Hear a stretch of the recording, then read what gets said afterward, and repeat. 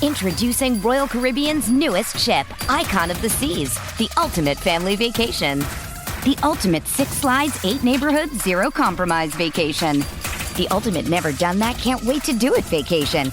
The ultimate chillin' by a different pool every day of the week vacation. This is the Icon of Vacations. Icon of the Seas, arriving in 2024. Book today. Come seek the Royal Caribbean. Ships Registry, Bahamas.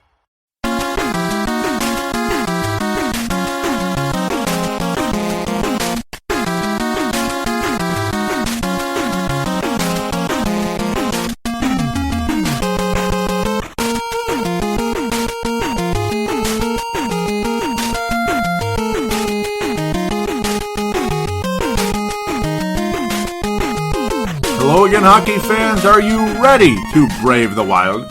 With me, your host, Paladino Joey. Brave the Wild is available on the sportstuff.com and on iTunes. I thank each and every one of you always for downloading and listening to this show. It is great to be back on the air once again. Last week, I figured there was only one game played because they delayed the start of the series by so much that, what's the point, I guess, of doing a show with just one game? And, well, the way things turned out, might as well just sum it all up in one show, because the Minnesota Wild, as you know, have been swept by the Chicago Blackhawks in round number 2.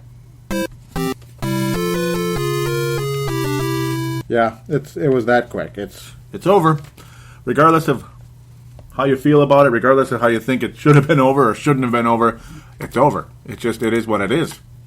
I mean, all the promise coming into this series, all the promise coming into the postseason, and over the past several months that we had, it almost looked like it could have been their year, the Wild, and all that.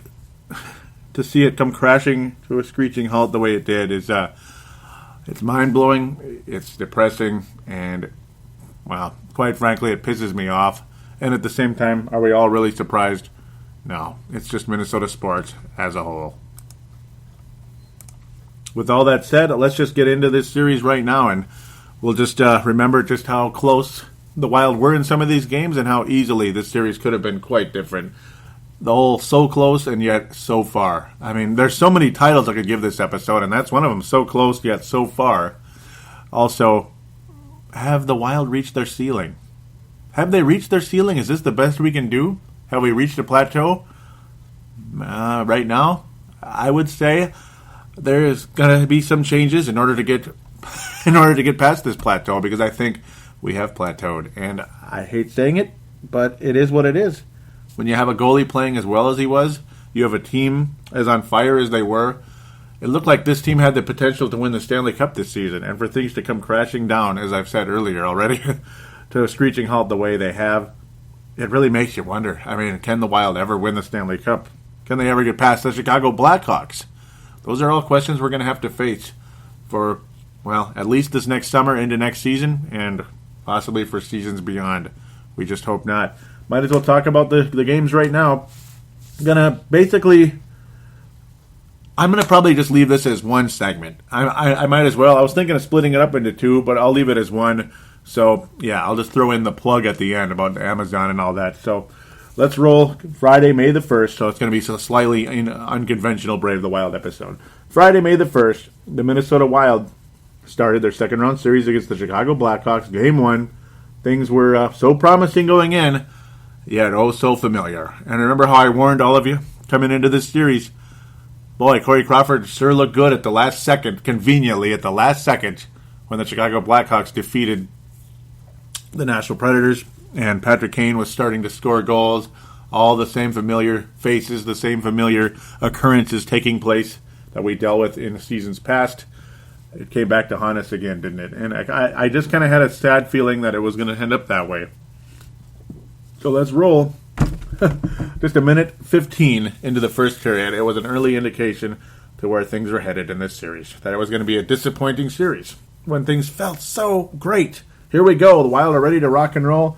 Brandon Saad, one of my least favorite players on the Chicago Blackhawks. Brandon Saad scoring his 3rd goal of the postseason via Marian Hossa, making it 1-0. The Wild try as they might to do this and that, couldn't do this and that.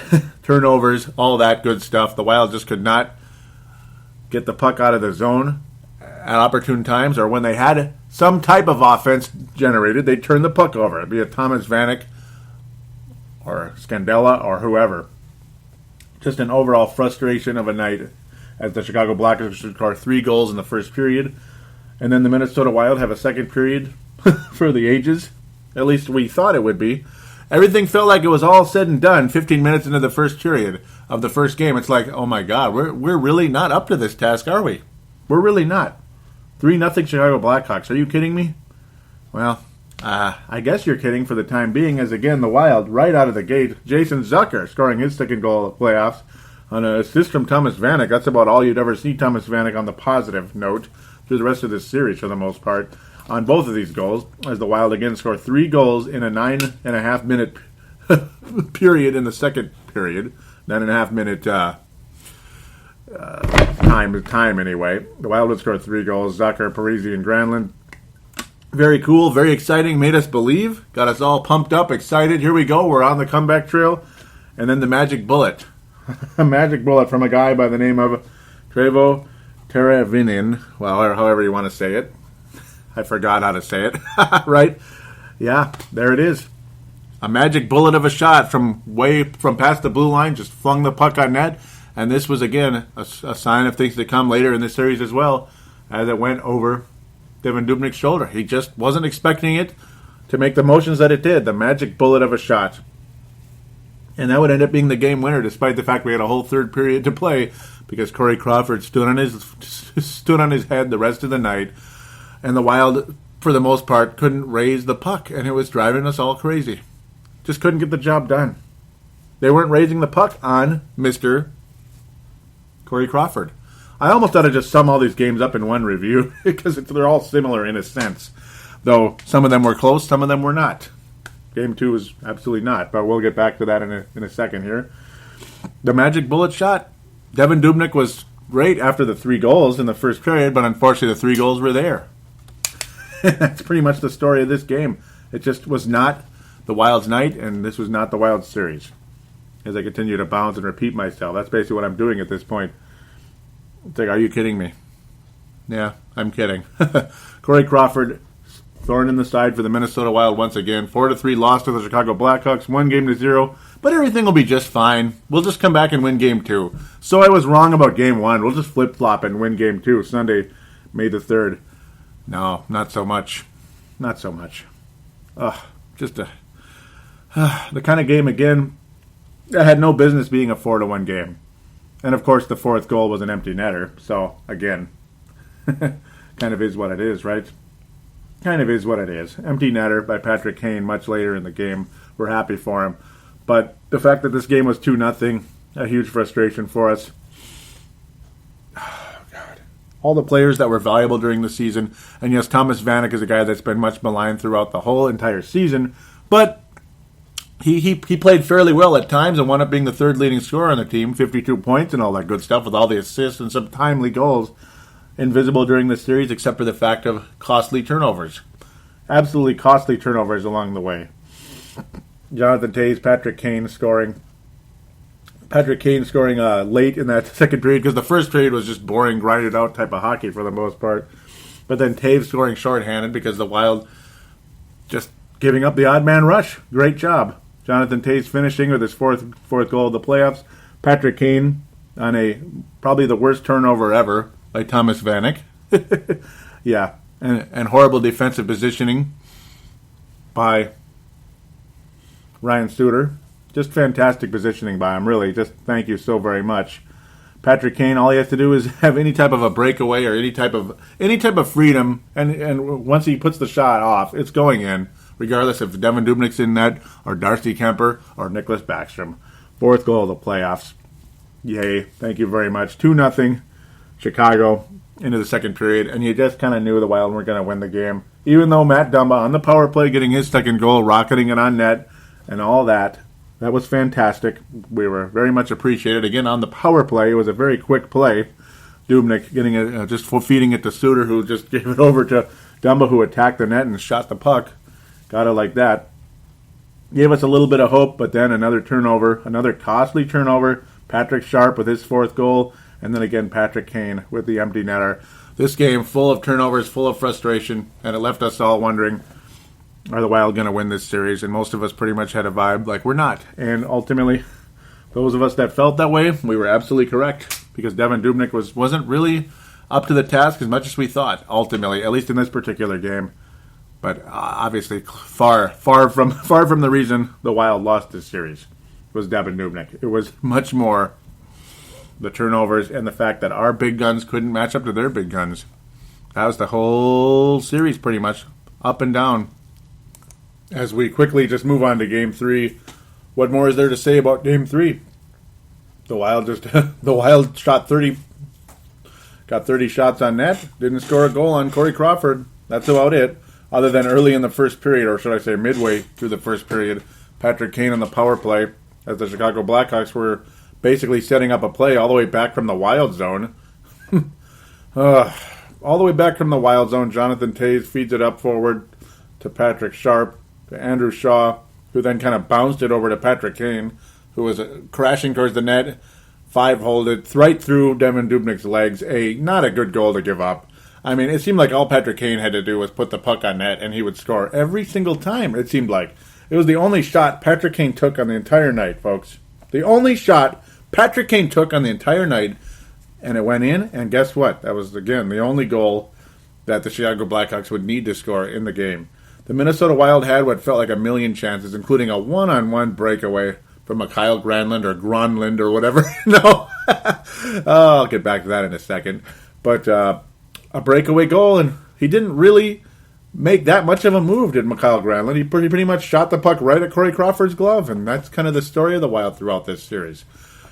The Wild didn't seem to raise the puck that much, and whenever they did, it was glove side right to Corey Crawford. I mean, you're not going to score a goal on Corey Crawford regardless of how good or bad he is. And for some gall-dang reason, he's unbelievable against the Minnesota Wild. And it's driving me crazy, and it's, I'm sure, driving everybody on the Wild nuts. When you think, because the whole complaint about Game 1 and 2, especially Game 2, was the horrible defense in general, especially the Ryan Suiters and pretty much everybody on the Wild overall, except for maybe Spurgeon or such that played poorly in the game. Parisi did what he could pretty much the whole series. You know, the whole, he's worth every penny and he battles and this and that, but wasn't finishing enough. Wasn't finishing like he did against the St. Louis Blues. And in fact, nobody really else was. Pardon me for the noise there. That's bad. But that's the whole key. The whole key last season when the Wild were able to beat the Blackhawks like 2 games in a row was they were raising the puck and scoring over Corey Crawford's shoulder. What were the Blackhawks doing most of the time? Not on Patrick Kane's goal here, but most of the time they were shooting it over Devan Dubnyk's shoulder. The Wild were not shooting it over Corey Crawford's shoulder. Crawford was often making kick saves and glove saves, and that's pretty much all he had to do the entire series. And again, the whole key to the first 2 games was the bad defense, too many breakaways, too many shots given up, this and that, not getting the puck out of the zone. Well, the Minnesota Wild, when the Wild hold the Chicago Blackhawks to 21 shots and 1 frickin' goal, why the hell aren't you winning the game? Why? Because you're not getting true scoring chances on the Chicago Blackhawks. You're not putting up good shots. You're putting up shots or putting shots on net, putting or whatever you want to call it, getting the puck on net, but they're not really good shots. They're not really good plays. You're not blowing by anybody, but the Blackhawks were blowing by the Wild when they needed to, and they only needed 1 goal. 1 frickin' goal, and the Wild could not get the job done.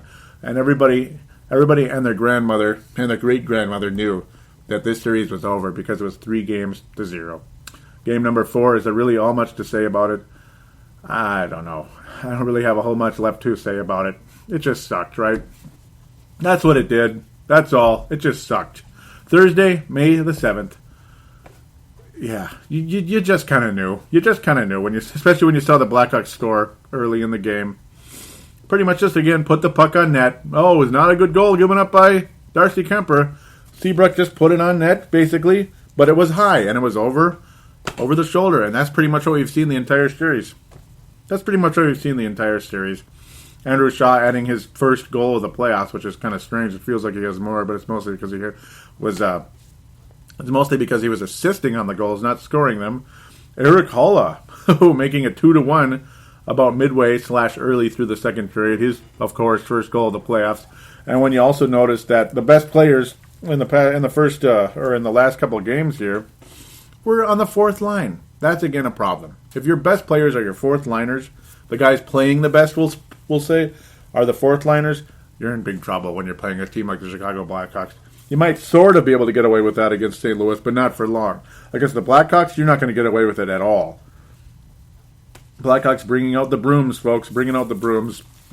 Especially when Patrick Kane, again, attacking the net and getting a nice shot off, scoring his 7th goal of the playoffs. That's right, 7th goal of the playoffs. Fantastic. And then Marian Hossa scoring just a few minutes later. I mean, talk about the bottom going out right there. So depressing. 4-1 game. And then the Wild have the empty net situation, 6-on-5, 6-on-4 because of the Blackhawks getting penalties and such. And then Pominville and Nino Niederreiter scoring goals to make it semi-interesting. In fact, really interesting. It is a 4-3 game. All right, let's keep them coming for a minute and a half. And the Wild are even on the power play, but they couldn't get them past Crawford when they count. They got them past Crawford when it was when they were down 4-1 and 4-2, but they couldn't get it past him in the final minute and a half there when they were on the power play. Were the Wild, and ultimately that was it. Regardless of how many shots on goal the Wild had, the Blackhawks shots were better, or they weren't stopped, or they weren't defended, or whatever it is. The Blackhawks just owned the Minnesota Wild. They flat out owned the Wild throughout this entire series, and what a frustration, ultimately. Even though a bounce of the puck here, a bounce of the puck there, things would have been so different, but ultimately it doesn't matter, because here are the Wild today, and there are the Chicago Blackhawks in the Western Conference Finals, awaiting probably the Anaheim Mighty Ducks. That's about all there is right there. I might as well split this up into 2 segments because I want to talk about the other parts of the playoffs and then kind of wrap things up with where do we go from here with the Minnesota Wild. I might as well do that. But I should pass out a Mike Modano Award and a James Shepard Memorial, like the best and worst players for this series. So because that was the whole show, was this series. Ultimately, just it's sad. You can hear it in my voice. I'm just tired talking about it, to be quite frank, pardon me. Mike Modano Award will go to Zach Parise, I suppose. I mean, did anybody really play better in this series? I can't really give it to Devin Dubnyk, even though he had a fantastic Game 3. He gave up a lot of goals. A lot of soft goals, to be quite frank, but then again, the defense wasn't where it needed to be. Ultimately, I got to give it to Zach Parise. The effort, all that. He played better than everybody else in the playoffs, pretty much, other than Devin Dubnyk, who I would probably give it to him for the St. Louis series. Can't give it to him for this series, but he's certainly not the James Shepard Memorial.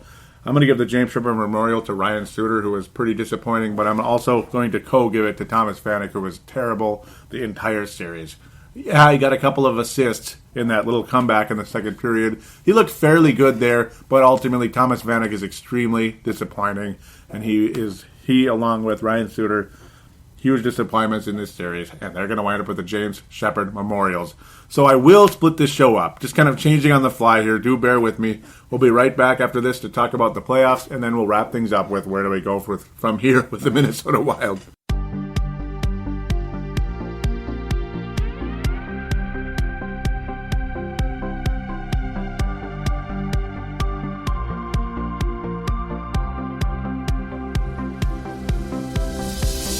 You shop on Amazon? Did you know that you can support this podcast just by doing your normal shopping on Amazon? It's really easy to do. Just go to thesportstuff.com and click on one of the many Amazon pictures. Do your normal shopping, and Amazon sees that we referred you, and they give us a percentage. We'd like to thank you in advance for supporting thesportstuff.com, and please use our Amazon link. Now enjoy the rest of the show. We are going round like Saturn's ring.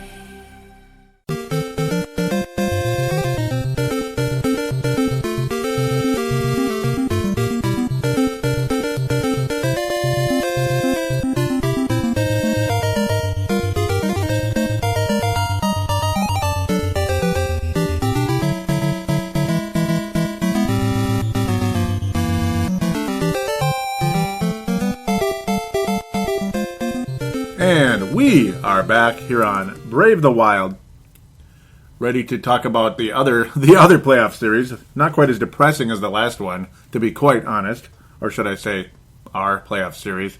Yeah, I mean, ultimately, that might be why I might sound disoriented and kind of funky right now, because it's just like, whatever, we got swept, whatever. I mean, what do you want to say about it? We'll talk more about the state of the Wild pretty soon here as we wrap up the show in a little bit. We'll wrap up the show with that, like I was saying. And, of course, we'll have State of the Wild a little later on, too. Possibly later this month, but more than likely early June. I'll probably have a show in between now and then as well, just to kind of keep you updated about the postseason, keep talking about things. Who knows, maybe some Wild news takes place of some kind. Somebody gets bought out or whatever it is. We'll just have to wait and see what happens there. So let's talk about the other Western Conference series. That one's disappointing as well. Anaheim Ducks leading the Calgary Flames, 3-1. Looked kind of promising, but then ultimately the Flames just not getting the job done, as I'm sure most of you expected, to be quite honest. Unfortunately, the Ducks wound up taking, a 1-0 lead with a 6-0 win after the first game. The second game, 3-0 win for the Anaheim Ducks, so very dominant early on. Calgary Flames were able to force overtime and win game number 3. But since then, the Ducks, again, take command of the series, winning 4-2 in Calgary, in the Sea of Red, the Saddle Dome. The Flames had all the opportunity in the world to tie up the series. They wind up not getting it done. Very disappointing, and that's just how it goes, unfortunately. We'll see what happens there. Game number 5 will be tonight, Sunday, May the 10th, but it hasn't happened yet. So I do apologize for that. Can't really wait all night to record the show, so... It's just one of those things. That's just how it goes. And now in the Eastern Conference, I had Montreal and New York advancing. Boy, I couldn't have been wrong there, could I? Yeah, I was quite wrong. But then again, things kind of turning around a bit as Montreal and New York staying alive. Ha, ha, ha, staying alive, all that good stuff. Let's talk about Tampa Bay and Montreal before I talk about the other teams that are flashing in front of me right now in the second period. Yeah, those guys, New York and Washington, of course. Yeah, to think that the Tampa Bay Lightning would come out dominating the way they did, quite impressive. When it took as much effort as it did for them to defeat the Detroit Red Wings, who I thought were going to win the series. But like I predicted, if Detroit can't win on home ice in Game 6, they will not win Game 7, and they did not. Tampa Bay Lightning advance, and then they win 3 games in a row against the Montreal Canadiens, and a derailing loss in the first game as it went to double overtime. Tampa Bay winning in Montreal. That, again, had to be quite derailing for Carey Price and co.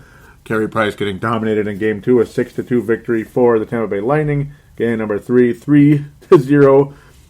Go the Tampa Bay Lightning in a very grinded-out 2-1 type of battle. Definitely not the scoring, definitely not the butt-kicking that the Tampa Bay Lightning were able to pull off in the second game of the series, but they still won the game, and that's what counts as they come home and get the job done. You'd think the Capitals would finish, what am I talking about? The Lightning, Tampa Bay Lightning, would be able to finish things off at home with their great home record, but unfortunately it just did not go that way. It's P.K. Subban basically guaranteeing a victory and also saying that this series is definitely not over and it's going to be a totally different series now. Montreal dominating the Tampa Bay Lightning on their home ice. Just absolutely destroyed them, 6-2. Kind of similar to Game 2 in Tampa Bay's favor in their house. in that situation, 6-2. Montreal just rolling all over the Lightning. That couldn't have felt good. And then, like Subban did predict, and a lot of people did predict, the Tampa Bay Lightning Montreal Canadiens did win Game 5 in a very nail-biting effort, scoring late in the third period to make it a 2-1 game. They win it, and they'll be continuing their series Tuesday night. We'll see where things go there. I think the Lightning finish off the Montreal Canadiens in the 6th game, and if they don't, Montreal's going to win the series. How about that? I think the Lightning are going to finish this off in 6, though. I don't think we're going to see a comeback from 3-0. In the other cases so far in the playoffs, that's how it's gone, where that team winds up finishing it off in Game 6, being at home or on the road. A lot of people wish the Wild could have done that, at least force a 6th game or a 5th game, whatever it was, and they unfortunately could not get that done. Washington Capitals, I'm telling you, I could never, ever have predicted this series to go the way it has. But lucky for New York, it's starting to turn around again. Capitals winning 2-1 in the first game. They go up But then the New York Rangers win a close one to tie it up. And Washington winning the next 2 games at home. Good for them. 1-0. Very close game in the third. And the fourth game, they win 2-1. So nothing's really been a blowout in any way. Just Washington slightly more clutch. And again, that's another thing that I got to say is surprising, because when have you really noticed the Washington Capitals as a clutch team? I certainly have never seen them that way. And right now, the Washington Capitals trail the Rangers 2-1 midway through the second period. We'll see where that goes. Obviously, this is past tense for you, and you already know who won. So I do, again, apologize for that, but it is what it is. This is a podcast, not a live radio show. So, yeah, it just is what it is.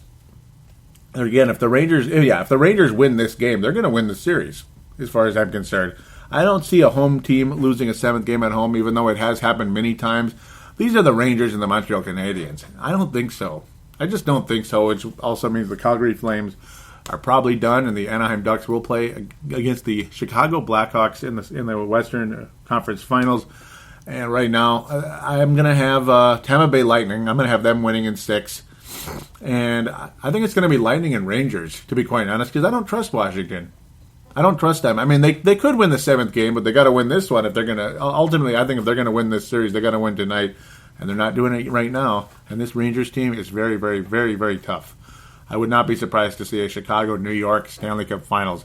And in fact, that's what I'm predicting. I think Chicago and New York will face off in the Stanley Cup Finals. So, yeah, you're already getting the idea here where I'm going. I think the Chicago Blackhawks will beat probably will be playing the Anaheim Ducks, and will beat them in 6 games. I think that'll be a really, really good series. You'll have some close games, and you'll have some higher scoring games. But they'll probably be more lower scoring. I think 3-2, 2-1 type games in favor of the Chicago Blackhawks. I think they'll win that series in 6. And right now, I'll have the Lightning and Rangers. That series is going to go to 7, as far as I'm concerned. So watch it be like 5 or something. But I'm going to have that series going 7, because Tampa Bay is that's a really good team. I mean, they have everything you need to win a cup, but they're probably not going to win it this year. I'd love to see them win it, but it's probably not going to happen. I'm going to have the Rangers and the Blackhawks in the Stanley Cup Finals. And right now, just a kind of an updated prediction, as I'll just update predictions as things go. My original prediction was Minnesota, New York. Remember that? The Rangers one might be right. The Wild one, it won't be. So the Blackhawks, again, will play against the Rangers. And that series will be a 7-game thriller with the New York Rangers winning the Stanley Cup, in my humble opinion. That's where I have things going right now. New York Rangers will win the Stanley Cup in 7 games over the Chicago Blackhawks. It's going to be a thriller, but the Rangers will be the team of destiny this year. They're going to survive this Washington series from trailing 3-1 and win it all. And they did that back in 1994 when they won their last Stanley Cup. They made a nice comeback like that. They're just the team of destiny this year as far as I'm concerned. And there was a time I was like saying, I'm not going to predict who's going to win that series in Minnesota, New York, because I kind of had a feeling the New York Rangers would beat us in that series. I kind of had a feeling it was going to wind up that way. I don't want to predict Wild losing a Stanley Cup Finals. You know, it's no fun. But right now, I do think the Rangers are going to win the Stanley Cup. And there it is. Aren't you happy? Aren't you happy? Yeah. I'm not too happy, but you'll have an original 6 Stanley Cup Finals like we did a couple of years ago with Chicago and Boston, but the Blackhawks will finally lose in the Stanley Cup Finals. They'll finally lose again. I mean, they last lost the Stanley Cup Finals in 1992 in a sweep against the Pittsburgh Penguins. Remember how good the Chicago Blackhawks used to be back in the early 90s and late 80s? They just couldn't get it done, could they? They just couldn't get it done. They were always close, but they could not get it done. They'd have these great teams, and then they'd lose in the playoffs. It seemed like they would kind of plateau, or they just couldn't finish it off, or they'd run into a team that was better, whatever it was, or a team that was lucky, like the North Stars, or hot and lucky and all that good stuff. Stuff like that. They ultimately would not win it, or they'd run into the Edmonton Oilers, you think, or the Calgary Flames in the 89 season / playoffs, all that. Or just some other team would knock them out. Whoever it was, whatever it was. Whenever they play Chicago, whenever they play St. Louis, they'd usually win that series. But not in the 93 season. The St. Louis Blues wound up winning that series in a sweep. How shocking was that? Can you imagine how frustrated Ed Belfour was? I still remember him smashing the net. The question now becomes, is that the Minnesota Wild? Are they a team that's going to be plateauing and not they're going to have competitive teams but not end up winning the cup. Those are big keys coming into the offseason. Who is going to step up out of the current group? Is it going to be Nito Niederreiter? Is Charlie Coyle going to develop into a better player? That's the question, and that's the problem. And that's what sucks about never bottoming out. Because the Chicago Blackhawks bottomed out for many, many years. They didn't do it on purpose. It just wound up that way. They sucked so bad, they wound up with all these players. Sharp, Kane, Duncan Keith, Keith Duncan, right? No, Duncan Keith, all these guys. Even Corey Crawford was a good draft pick. I mean, you have to draft well, and you have to, you have to suck. You have to have a high position in order to take a guy like Patrick Kane. Once in a while, a really good player is going to slip to you, like Vladimir Tarasenko for the St. Louis Blues. Not quite a Patrick Kane, but hey, he's turned out better than Mikael Granlund so far. As good as Mikael Granlund is, Granlund, I'm just teasing, it's Granlund. Actually it's Granlund, but he's cool with Granlund, so we wound up going that direction just to drive everybody absolutely nuts. Like Mike Emmerich and such, but ultimately that's the thing though. Are any of these guys ever going to step up and be the players we need them to be in order to compete for a Stanley Cup championship? And like the St. Louis Blues showed, you could have a wonderful season and not get anywhere. Things like that do happen. They happen quite frequently, to be honest, and it sucks. The Rangers almost could have gotten knocked out by the Washington Capitals here, but now they've come back and they're showing really how tough they are ultimately. That's why I have them winning the cup. The Wild need a lot of things to go right for them. Is Mikael Granlund ever going to be a 70-point guy, or is he just too small to be that kind of guy? 70 points isn't even asking that much, is it? It's not. But when he's consistently like a 30, 40-point guy, that's not going to get it done. It's just not. And, of course, the injuries tend to plague him at times as well. Charlie Coyle seems to always have something happen. Is it his shoulder? Is it his knee? Is it this? Is it that? Unfortunately, it's just one thing after another. He stayed healthy for most of the season, and he even had an unbelievable highlight goal against the Edmonton Oilers. But the Edmonton Oilers at the time were a terrible team. So, great. I'm glad you were able to score, and it was helpful, and it's great, but we'd like to see him do it more consistently. And then the other question becomes, is Charlie Coyle better at center or at wing? I really like Charlie Coyle as a center because he's so strong on the puck. That's fantastic, and I love and I appreciate what he does there. Yet at the same time, will his goal-scoring chances increase when he's at right wing? That's his other possible position. That's on Mike Yeo and Chuck Fletcher. Mike Yeo is the coach, Chuck Fletcher is the GM, all that good stuff. I mean, you know those roles, but I mean, it's on them to decide where he needs to be. Maybe he kind of flip-flops all over the place. It's not like Brent Burns going from defenseman to forward, from forward back to defenseman, and all that crazy stuff, which drove me nuts, and I don't think it really helped his career at all. Heck, they've even been doing that in San Jose. And the Sharks are as big a mess as we were back in the day, so whatever. It's not really improved at all, to be quite honest. But when you have veterans disappointing and young guys, are they plateauing too? Are they plateauing like the way the team is? Those are questions that need to be answered. And will any of these prospects out there, like Tuck out there, I mean, which one of these guys is going to go on to be a valuable piece? does Granovic have a chance to be good? Tyler Graovac, who's been in Iowa for a while. He was a 7th-round pick. He looks good ultimately when it comes to his AHL statistics, but can that translate into the NHL? Hard to say. He's a new, he's still new to the professional. He hasn't been in the. He only got like a 3-game sample in the NHL, and will it translate to the AHL? It's hard to say. His size does help, and that's great. Ultimately, the Wild need more depth at center because Mikko Koivu again. Did you ever hear his name mentioned on this show this week? No, because he was invisible. Mikko Koivu was absolutely invisible, and he lost key faceoffs that mattered so great in those close games. Absolutely needed to win certain faceoffs in the first game and the third game, and he didn't win those faceoffs, and it was really disappointing. And the other stat of the whole series that Mike Yeo was, was painful enough for him to mention, I'm sure. They never led in this series. Never. They never led in the series. That's unbelievable. And the only time in the series the games were tied, it was 0-0. In fact, yeah, anytime Chicago, because they always scored first in every single game, anytime Chicago scored, they maintained the lead. They never even relinquished the lead to a point of a tie. That's terrible.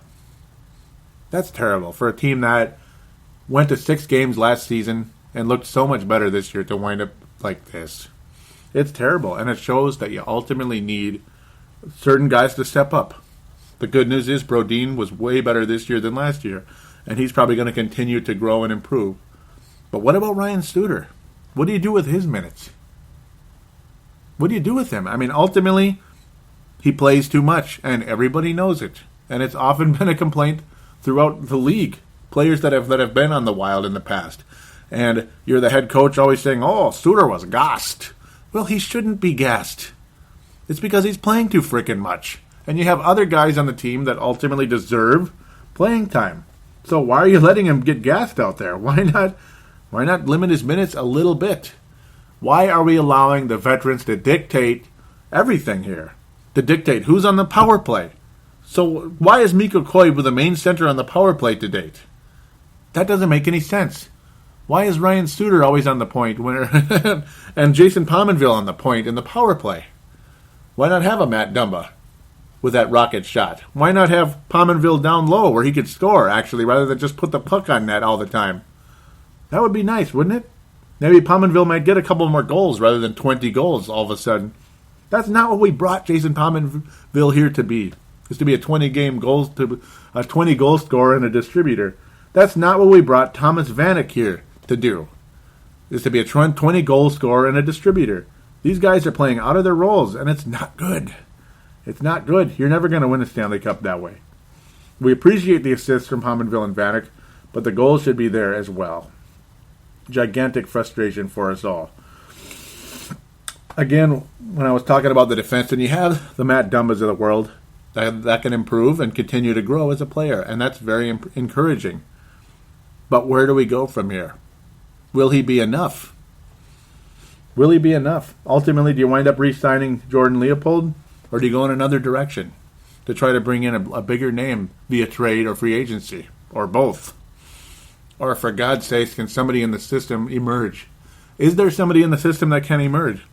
Right now, I don't see it, unfortunately, particularly at the defenseman position. Our defensemen are all right, but they're nothing special at this point. Oh, okay, yeah, certain guys are special. Brodin is special. Suter is special when his minutes are limited. Koivu is better when his minutes are limited as well.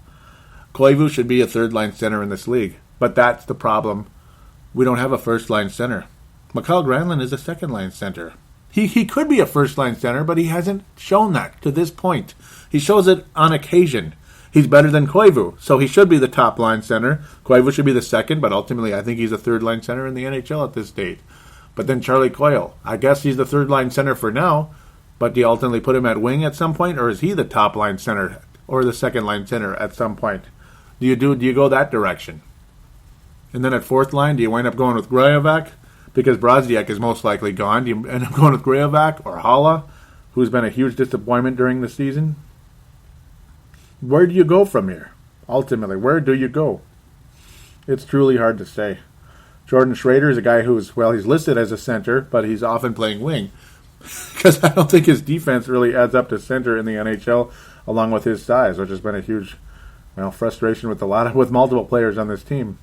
Multiple players. Chris Stewart most likely won't be brought back because he was invisible during the Chicago series and barely visible in the St. Louis series, and that's quite a shame.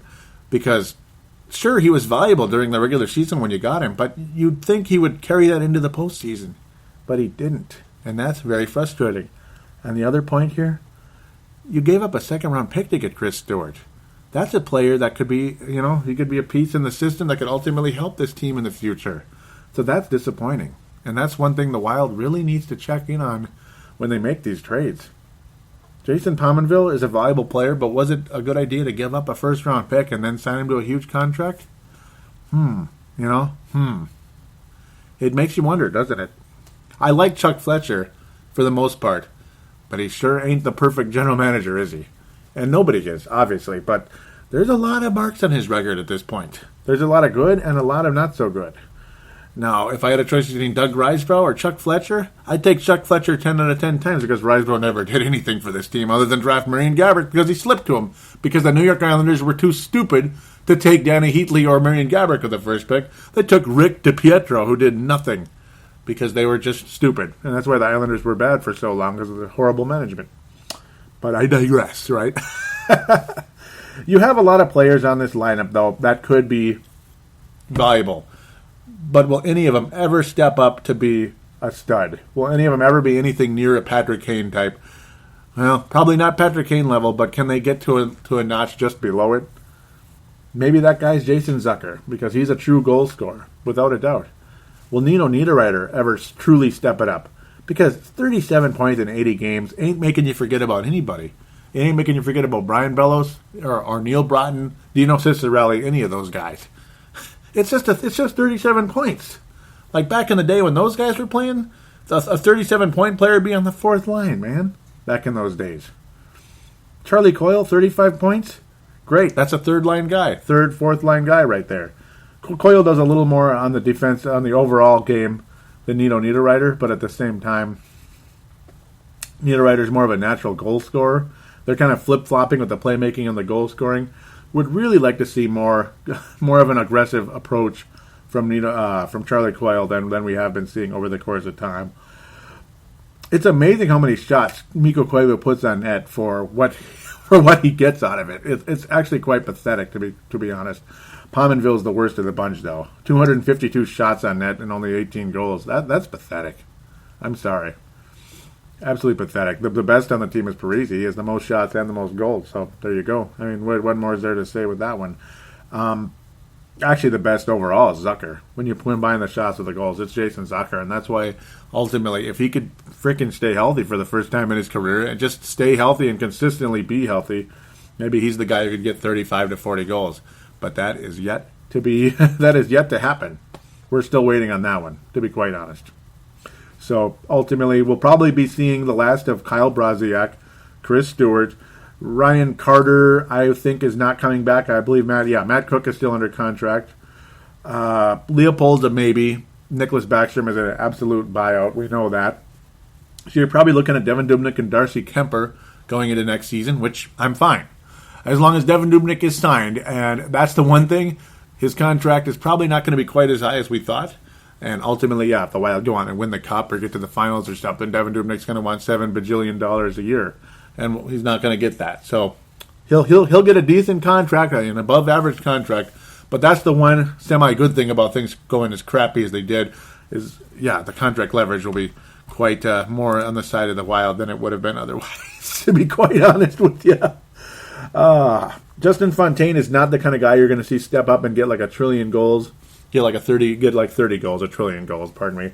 But he is a guy I really, really want to keep because he is clutch, he's viable, he's gritty, he does everything he can. He's the perfect fourth line forward. See, 31 points right there from a fourth line forward makes me smile. And yes, he moved up a couple times because of injury. But so what? He did a good job when he got moved up. So Justin Fontaine is the kind of guy I would love to keep on this team as long as possible, as long as he's able to stay healthy, and of course, this and that. As long as he's able to stay healthy and we're able to keep him, and there isn't some superstar ready to knock him out of a job. All that. I'm really happy with Justin Fontaine, regardless if it's third or fourth line. He does a fantastic job, and I think he's living up to what he is for the most part. Not everybody likes him, but he's one of the guys. I think he's a glue guy, and he's very clutch. I really appreciate what Justin Fontaine does bring to the mix. To be quite honest, Marco Scandella, one of the better defensive defensemen, but had a very frustrating series against the Chicago Blackhawks. Him and Ryan Suter got their butts kicked on a couple of occasions. Suter more than Scandella, but just saying, a lot of these guys, they definitely need to step up. Nate Prosser is going to be gone. We'll see what happens with Jordan Schrader. I wouldn't mind bringing him back, but again, a very small sample size. But a +9 during the season is nothing to sneeze at, to be quite honest. In a pretty small sample size, to be a +9, that ain't bad. Not bad at all. So, ultimately, there it is. Sean Bergenheim, that's another name. He will not be back. No doubt about that. Sean Bergenheim will not be back. So where do we go into the offseason? We're just going to have to wait and see. We'll talk more about free agents and such in future shows, maybe even the next episode. But right now, ultimately, we got to figure out a way to get this team past this plateau, because I don't think we signed Zach Parise and Brian Suter to these gigantic contracts for us to plateau in the second round or first round for the rest of eternity. That would be quite frustrating. You got to think that we're going to make a run to a Stanley Cup Finals one of these years, but we're going to have a hell of a time doing it, because even though the Chicago Blackhawks may run into some salary cap problems, well, Kaner or Patrick Kane and Jonathan Toews have been inked to long-term contracts a couple years ago already. So they're there regardless, just like Parise and Suter are here regardless. So that's definitely definitely something that the Wild need to overcome. And right now, and to date, they haven't done that. 3 years in a row. Will the Wild ever get past the Chicago Blackhawks? That's going to be on Chuck Fletcher and Mike Yeo. Fletcher even more so at this time. Yeo's job is done for this year, regardless if it was a good job or not. It's over. Now it's on Fletcher. So there it is. Draft picks, development, and of course the minor league coaches as well, developing some of those guys down there to the best of their ability as well. Because somebody out there has got to step up. It would be greatly appreciated. Rafael Busteris getting sent down to the to the Alaska, whatever they call themselves, the Alaska team.